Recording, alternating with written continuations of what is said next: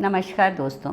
कुछ समय से मैं बहुत खुश थी कि हमारे देश की महिलाएं प्रगति पर हैं और जिस देश में महिलाओं का विकास होता है वो देश भी प्रगति के मार्ग पर आगे बढ़ता है, हम सब जानते हैं। खेल, राजनीति, फिल्म, इलेक्ट्रॉनिक, मेडिकल, लेखक, मॉडलिंग, किस किस क्षेत्र का नाम गिनाऊं, हर जगह नाम रोशन कर रही हैं।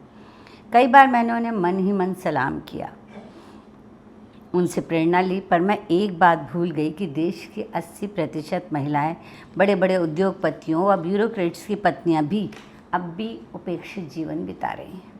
जबकि आज ही महिलाओं की मोटरसाइकिल रेस की रिपोर्ट पर मुझे खुश होना चाहिए था, नहीं हो पाई, क्योंकि एक दिन पहले ही भास्कर की एक रिपोर्ट ने मुझे हिला दिया।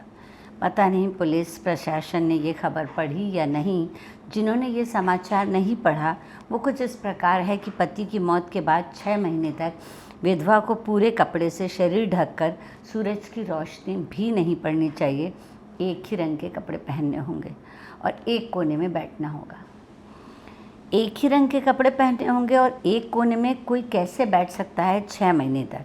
घर की इकलौती कमाऊ सदस्य होने के बावजूद भी वो उस कोने से हिल नहीं सकती।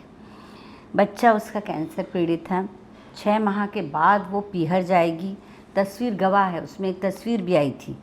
ऐसी 20,000 विधवाएं हैं। उस इलाके में पुरुषों के लिए ऐसा कोई नियम नहीं है। वैसे ये नियम बनाता कौन है? समाज और पुरुष। भेदभाव की नीति जो है, कभी स्त्री के बाल काट के, कभी उससे ज़मीन में गाड़ के, कभी निर्वस्त्र करके गांव में घुमाना, कभी पत्थर मारना, सारे अपराध की जिम्मेदार स्त्री। उस स्त्री के बारे में सोचिए जो पति के जिंदा रहते भी रोज़ डर डर कर जीती होगी कि कहीं विधवा ना हो जाए। पति के मरने के बाद सती होना ही शायद सबसे अच्छा उपाय लगता होगा उसे, क्योंकि रोज़ रोज़ सती जैसे मरने से अच्छा एक ही दिन में अपना जीवन समाप्त कर लो। छपाक और थप्पड़ जैसी फिल्मों से मुझे लगा कि थोड़ी बहुत क्रांति आ रही है, पर सिर्फ वो शहर तक ही सीमित रहा और शहर में भी पता नहीं घरों में क्या हो रहा है। आप क्या जानते हैं? क्योंकि सभी स्त्रियां परवरिश में ये प्रथा बना दी गई है कि हमें आवाज़ नहीं उठानी है।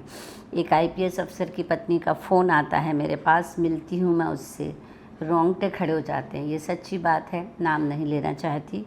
तलाक भी नहीं ले पा रही क्योंकि उसके बच्चे छोटे हैं, उसके पास नौकरी नहीं है, उसे तरह तरह से डराया जाता है। उस आदमी के पास एक दूसरी स्त्री है, पीटी जाती है, सताई जाती है, कभी उसको मारने की धमकी दी जाती है, कुछ ऐसी चीज़ें की जाती हैं जिससे कि वो मतलब ये दुर्घटना लगे और वो, पर भाई तुम मुझे अच्छी नहीं लगती कहकर उसे छोड़ क्यों नहीं देती? क्योंकि तुम एक ऐसे ओहदे पर हो तो तुम उसे छोड़ नहीं पा रहे हो।